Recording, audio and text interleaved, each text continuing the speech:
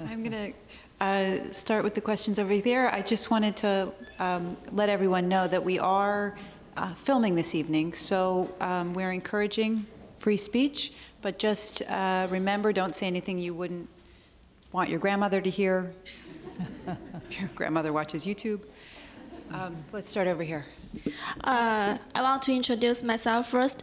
My name is Song Jing. I come from All China Environment Federation. Now I am the visiting scholar in Columbia Law School, focused on the environmental law and human rights. I have a question about Director Ma. It's about the transparency, because in the environmental legal practice in China, we have a feeling as that if we want to request for the environmental information from the central government, it's easier. And when we request the information from the environmental protection agency on the province level, it's a little easy, but difficult, more difficult than the central government. But when we request for some information from the local, especially the environmental protection agency in the county level, it's most difficult. So I know your organization did very well in this aspect. So could you give my organization some advice to deal with this problem? Thank you.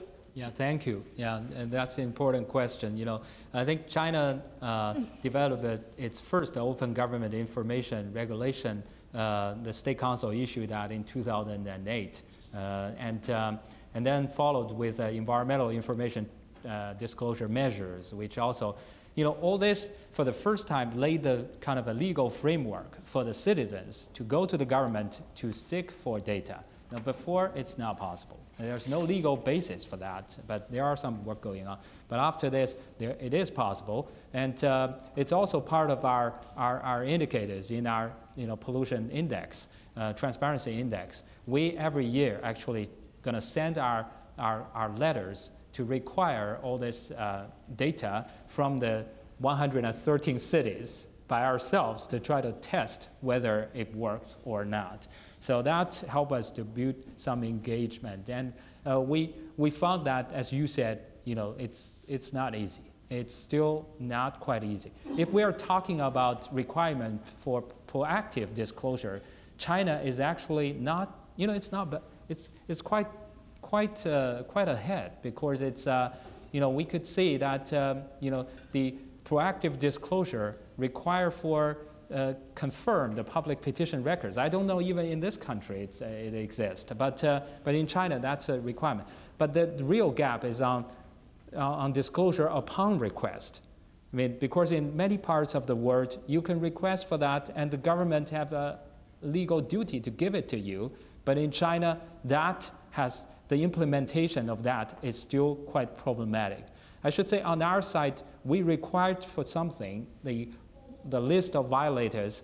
This is something that they proactively should disclose, but they haven't. So, or they did or haven't. So it's slightly easier for our question. But if you ask for something which will be considered as more sensitive, then it's actually quite difficult. We also have that experience. I don't know how this could be, at this moment to be resolved, because I do look into our regulation and measures and find, unfortunately, the legal relief part is not there.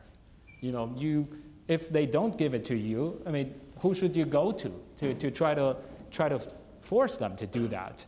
That part, I think we need to do some more work to improve that legislation. But by simply asking for this data, in some way, it's already helpful, because some of the EPBs in China, Environmental Protection Bureau, they got troubled by our request for data, all this time, and saying that, why do you keep asking this thing? And so what about others? They all disclose this? I said, yes, many of them actually started doing that. Look at your neighbors kind of outperform you because they do that. So they said, okay, hold on. And then for a few days, even my city, the capital city of Beijing, only after this, they started throwing all this data on internet, saying that don't bother us, it's all there, just give you a link. So there are quite a few cases like this. So I still encourage you to try that, but we need to, still, go very steady with that. Thank you. We'll take a question from this side. Hi, my name is Ina. I'm from World Policy Institute. So I have a question, because you said the government alone can't solve the problem, and we need the public to engage in a very meaningful way. While you also notice that even though the central government is willing to help, the local government is under a lot of pressure from local business, corporates. So what it seems to me is the solution is where the problem is, which is a corporate. So is there any ways to solve the problem coming from this point of view, like corporate responsibility? Like you talked about, like companies contacted your organization because of social pressure, because of the information is out there.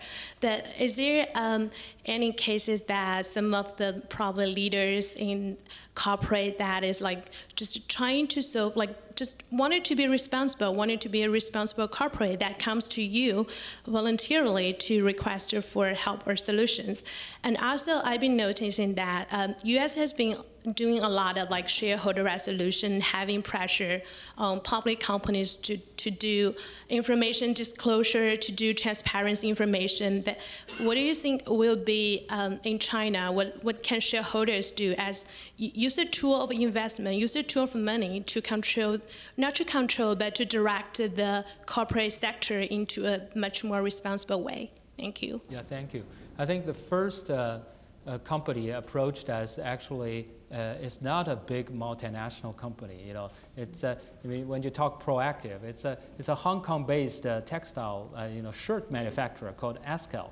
They actually the leader, the CEO, she approached me, and I could feel that they ended up become the first one who signed on, regularly comparing their list of suppliers with our list of violators, and drive motivation, motivate quite some of their supply chain to improve, including those chemical factories making dyes. It could be bad polluters, so I really value that. So they are not the only one. We also have brands, who approached us in a proactive way. I do see that there are this motivation. But having said that, the whole big picture, the mechanism, fix that is very important, because we have quite some factories, suppliers coming to us saying that we are major suppliers to those international brands, and they come here, you want me to treat this, but they only care about the price. They don't care about other issues. If I fix my heavy metal, but now my neighbors, they switch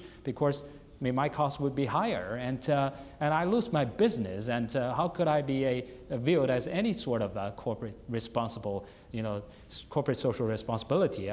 I can't even talk about that. So it's very important for us to go to those, what I call the rule setters, the Walmart, the Apple, on this way or that way. They set up the rules there, and if they don't change that rule, then it's difficult. They are actually driving the suppliers to cut corners to win their contract, and it's very damaging to our environment. But if they can change that, if they can factor in these environmental requirements in their sourcing code and work with the stakeholders to ensure that they got implemented, they all of a sudden can generate this huge motivation. And that motivation is something the most absent in our country, so it's very valuable.